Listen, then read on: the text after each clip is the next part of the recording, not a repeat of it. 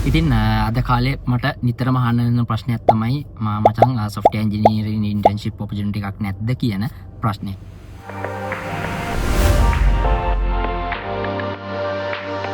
ඉතින් අද software industry එකේ competition එක ඉතාමත් high. ඉතින් එක internship position එකට application විශාල ප්‍රමාණයක් company එකට ලැබෙනවා. ඒ වගේම ඒක නිසා company එකක් බලන්නේ නිතරම නිකම්ම internship position එකකට කෙනෙක්ව hire කරනවා වෙනුවට අයාලා බලන්නේ already thinking pen එක තියෙන already engineering skill තියෙන හොඳ engineer කෙනෙක් hire කරන් තමයි නිතරම companies try එක දෙන්නේ. ඉතින් ගොඩක් අය හිතනවා double OP concept එක දන්නවා back end පැත්තට යන කෙනෙක් නම් Java හරි .NET හරි C# හරි language එක basic දේවල් ටික දැනගත්තාම ඇති සහ front end පැත්තට යන කෙනෙක් නම් Angular Vue React වගේ framework හෝ library එක බේසික් දේවල් ටික දැනගත්තට පස්සේ ඇති යාට ඉන්ටර්න්ෂිප් එකකට යන්න වගේ දෙයක් තමයි ඇත්තටම ගොඩක් අය හිතන් ඉන්නේ. ඉතින් ඇත්තටම කම්පැනිස් try කරන්නේ ගොඩක් අර බේසික් දේවල් දන්න බේසික් ඉන්ටර්න් කෙනෙක් hire කරනවා වෙනුවට ගොඩක් ස්කිල්ෆුල් හොඳ ඉන්ජිනියර් කෙනෙක් hire කරන් තමයි කම්පැනිස් try කරන්නේ. මම අර කලින් කිව්වා වගේ ඒක නිසා ඔයා නිතරම ඔයා දේවල් මාස්ටර් කරන්න ඒ දේවල් වලින් සහ මල්ටිපල් ස්කිල් ඔයා ළඟ තියෙනවා නම් ඒක ගොඩක් හොඳ opportunity එකක් වෙනවා ඉන්ටර්න්ෂිප් එකක් ලබා ගන්න. ඉතින් අද කම්පැනිස් ගොඩක් එක්ස්පෙක්ට් කරන්නේ ඕවරෝල් නොලෙජ් එක. කෝඩින් විතරක් නෙමෙයි කොහොමද ඔයාගේ කමියුනිකේෂන් ස්කිල් ඒ වගේ කොහොමද ඔයාගේ ප්‍රොබ්ලම් සොල්වින් සහ සිස්ටම් එකක් කොහොමද වර්ක් කරන්නේ API කමියුනිකේෂන් කොහොමද වැඩ කරන්නේ ඩේටාබේස් එකක් කොහොමද ඩිසයින් කරගන්නේ බග් එකක් ආවට පස්සේ කොහොමද ඒක ඩිබග් කරගන්නේ සහ ප්‍රොඩක්ෂන් ඉෂුව එකක් ආවට පස්සේ ඒක කොහොමද පැනික් වෙන්නේ නැතුව ඔයා ඒක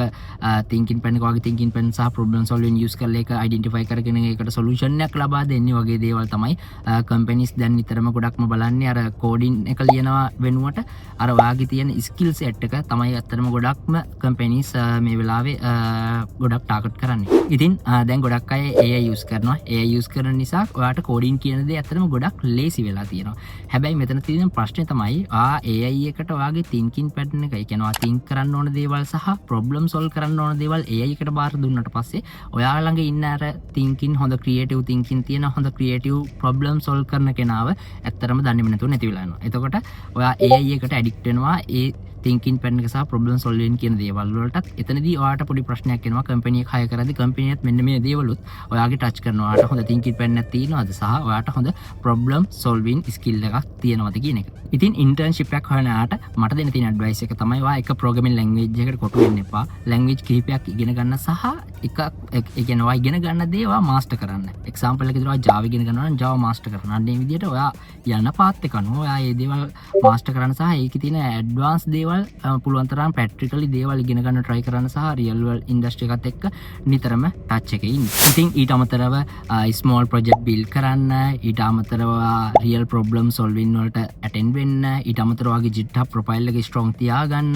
ඉතින් ඇත්තටම ඉන්ටර්න්ෂිප් මාකට් එක ටෆ් බට් හොඳ ස්කිල්ෆුල් ඉන්ජිනියර්ස් ලට තාම ඩෝ ඕපන් වෙලා තියෙනවා. ඉතින් ඔයත් ඉන්ජිනියර් කෙනෙක් වගේ think කරන්නට සහ ස්ටුඩන්ට් කෙනෙක් වගේ දිගටම ලර්න් කරන්න එක නවත්තන්න එපා. ඉතින් මේ දේවල් ඔයාගේ නොදන්න යාළුවන්ට දැනගන්න ෂෙයා කරන්න අමතක කරන්න එපා සහ හසින දින YouTube channel එක subscribe කරගෙනම යන්න.